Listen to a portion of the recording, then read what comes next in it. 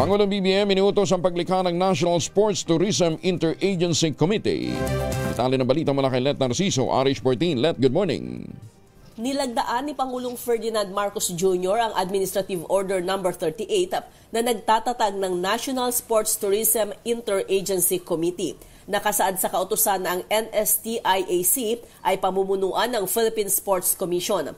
Layo nitong gawin ang Pilipinas bilang global sports hub. Itinuturing itong isang mahalagang hakbang sa pagkilala sa sports bilang tagapagtaguyod ng kabataan, kaunlarang pangrehiyon at turismo alinsunod sa Philippine Development Plan 2023 to 2028. Inaasahang palalakasin nito ang pandaigdigang imahe ng bansa sa pamamagitan ng mga world-class na paligsahan sa sports. Una rito, personal na pinanonood ni Pangulong Marcos ang iba't ibang sports competition sa bansa at maging ang mga laban ng mga Pilipinong atleta. Ito si Let Narciso para sa DZRH. Una sa Pilipinas, una sa Pilipino. Maraming salamat, Let.